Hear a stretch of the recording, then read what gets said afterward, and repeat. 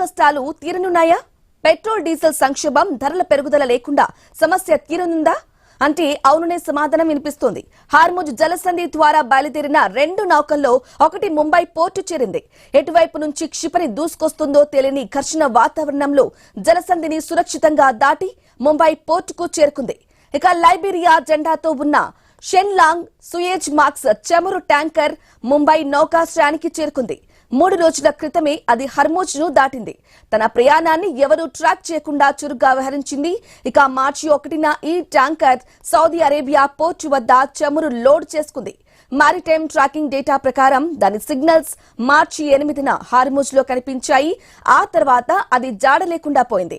ఇక నౌకలోని సిబ్బంది ఆటోమేటిక్ ఐడెంటిఫికేషన్ సిస్టమ్ ట్రాన్స్పాండర్లను స్విచ్ ఆఫ్ చేశారని తెలుస్తోంది. అయితే ఎట్టకేలకు ఈ నౌక 135,335 మెట్రిక్ టన్నుల చమురును మోసుకొచ్చింది.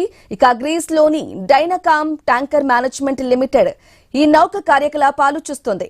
29 మంది సిబ్బందిలో భారతీయులతో సహా పాకిస్తాన్, ఫిలిప్పీన్స్ జాతీయులు ఉన్నారు.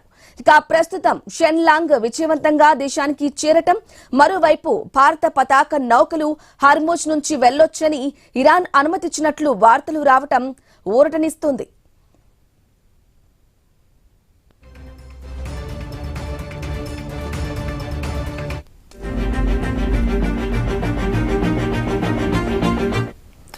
ఇక దేశంలో నెలకొన్న గ్యాస్ కష్టాలు తీరనున్నాయా?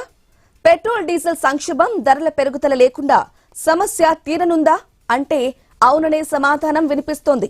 హర్ముజ్ జలసంధి ద్వారా బయలుదేరిన 2 నౌకల్లో ఒకటి ముంబై పోర్టుకు చేరింది.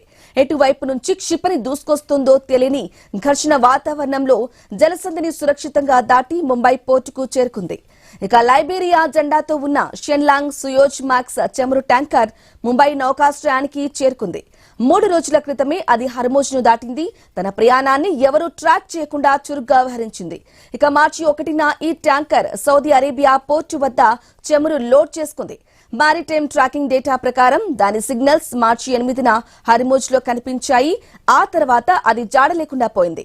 ఇక నౌకలోని సిబ్బంది ఆటోమేటిక్ ఐడెంటిఫికేషన్ సిస్టమ్ ట్రాన్స్పాండర్లను స్విచ్ ఆఫ్ చేశారని తెలుస్తోంది. ఇక ఎట్టకేలకు ఈ నౌక 135,335 మెట్రిక్ టన్నుల చమురును మోసుకొచ్చింది. గ్రీస్ లోని డైనకామ్ ట్యాంకర్ మేనేజ్మెంట్ లిమిటెడ్ ఈ నౌక కార్యకలాపాలు చూస్తోంది. 29 మంది సిబ్బందితో భారతీయులతో సహా పాకిస్తాన్, ఫిలిప్పీన్స్ జాతీయులు ఉన్నారు. ప్రస్తుతం షెన్లాంగ్ విజయవంతంగా దేశానికి చేరటం, మరోవైపు భారత పతాక నౌకలు హర్ముజ్ నుంచి వెళ్లొచ్చని ఇరాన్ అనుమతిచ్చినట్లు వార్తలు రావటం ఊరటనిస్తోంది.